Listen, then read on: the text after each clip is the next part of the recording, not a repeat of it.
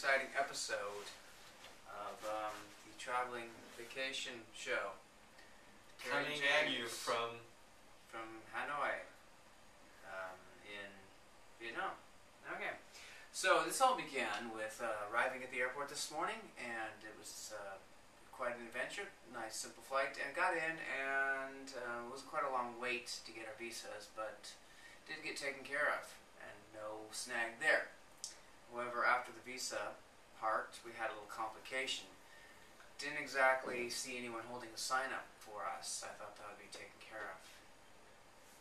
But before all that started, the trip ended up being okay, but it started out a little rough.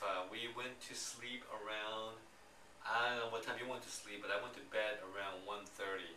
Tossed and turned for about an hour. Might have caught a few minutes of sleep here and there.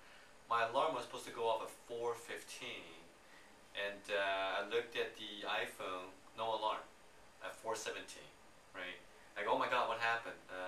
Supposed to be up at 4:15. Got up, started moving around, and I think you also saw a similar problem with your iPhone too, right? Yeah. Yep. So got up. It was early morning, very tired. Got to the airport, checked in, and tried to sleep on the plane. But then that's where we ended up at the visa place. So take it away. Yeah. We'll make the segment nice and succinct. We don't want to go too long. But it was good to get that in there. Alright, so the problem we had at the line is that we didn't have anyone holding a sign and didn't exactly know what hotel we're going to. Wasn't sure. Or what travel company we're going through, or what the boat tour company was. Didn't really plan on any of that kind of stuff, you know. I just figured somebody would be there holding my name up, and that would just lead us. That would be sort of what, carried everything along. Well, that didn't happen, so we ended up taking a taxi with someone who just said, it's you guys. I'll explain the whole story. I mean, this is just a quick sampler version, but we thought to ourselves, we get off the plane, we've been exchanging email with the Vietnamese guy. So when we land in Vietnam, how many Vietnamese guys can there be? Right? Turns out there were a lot of Vietnamese guys. And yeah. One approached us. We said, well, we're going to Hanoi. And the guy says, well, we're going to Hotel Hanoi. Sounds about right, Now hotel's in Hanoi, so...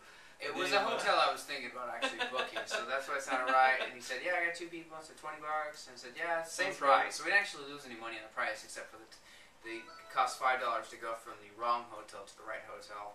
Alright, $5, lesson learned, I suppose. Planned it out. Alright, got to the hotel. What can I tell you? It's a very nice hotel. The room is great. A lot of amenities. But we learned that we were paying like $60 a night. And $60 is a lot of money here. So that's why. And kind of figured out. Yeah, $60. Probably could have got one for like 10.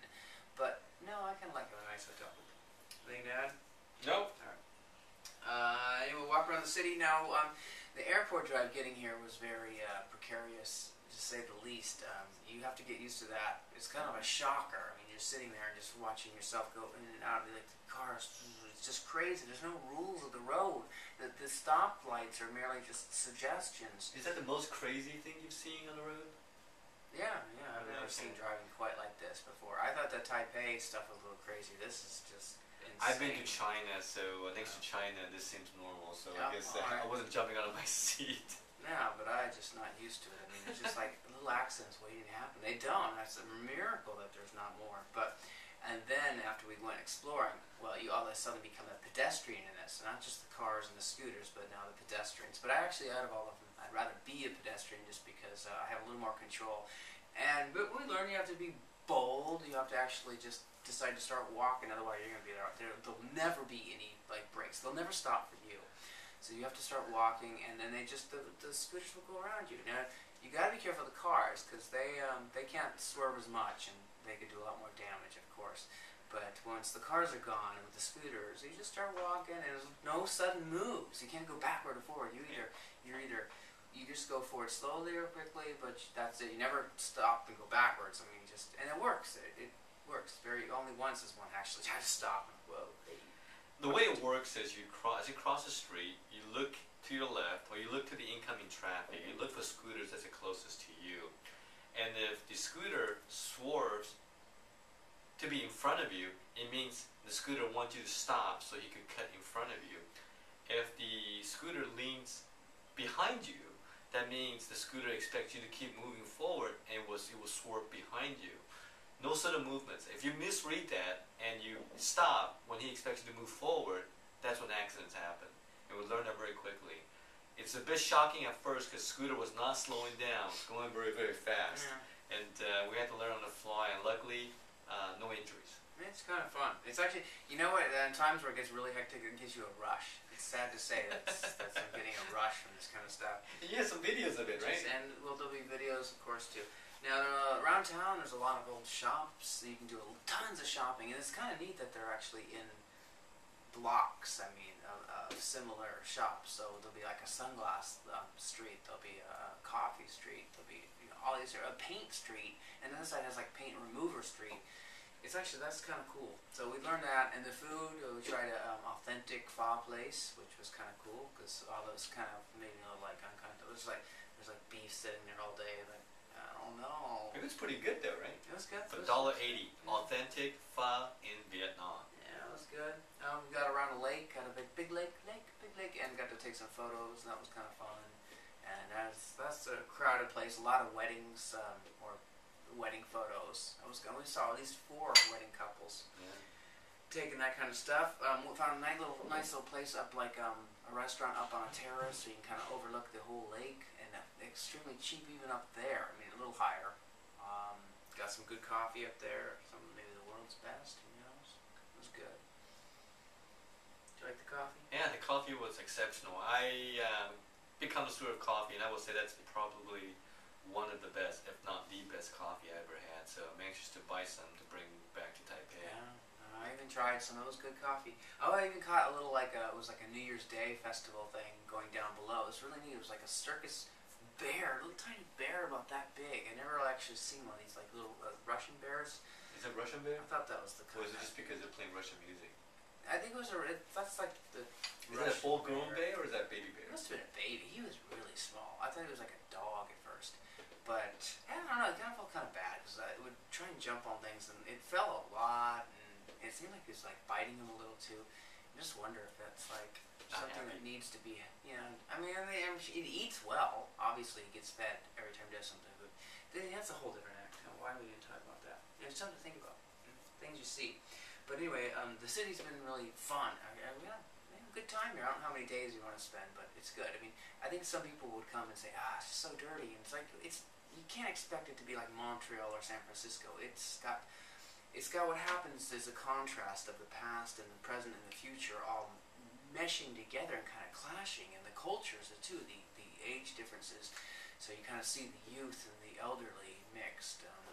That's kind of interesting, and the people walking still, the people carrying the carts and the little baskets mixed with automobiles on the same road, and the mopeds on the same road. So all that's kind of coming together, which makes it interesting because it's I would say it's the law is not really controlling it. It's sort of letting itself happen. It's an evolutionary thing where it just has to work itself out. And it does. You see people driving on the road, walking on the road.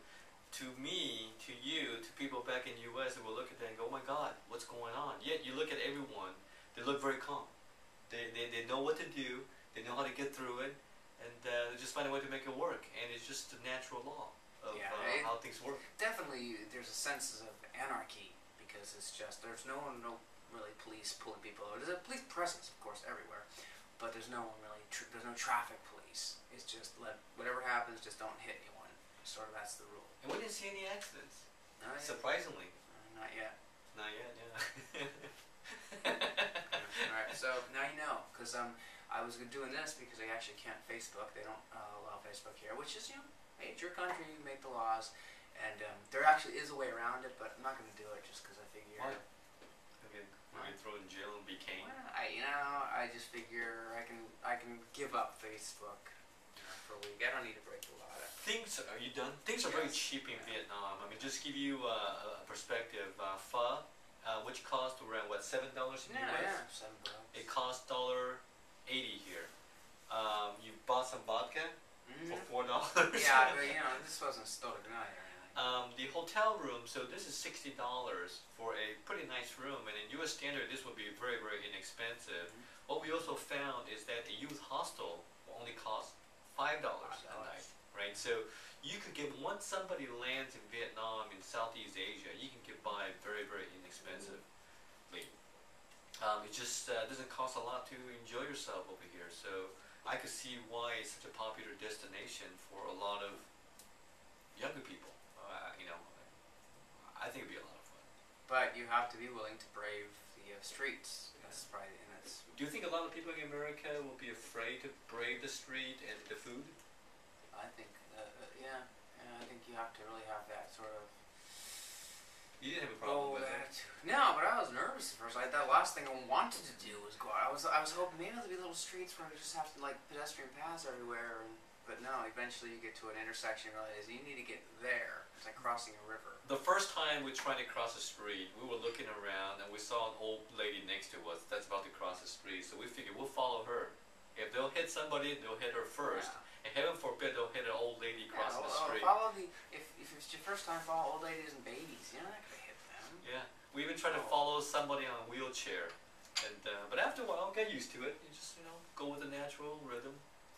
Just how it works. So I'll be blogging more when I get a chance. But right now it's all Coffee. pen and paper. Vietnam is known for its coffee. We are going to buy some coffee. The first cup of coffee that we had when we got in the hotel, fantastic. Second cup, good. That's Third instant. cup, Alright, great. signing out. Peace. This was a long segment. Oh, forgot to record.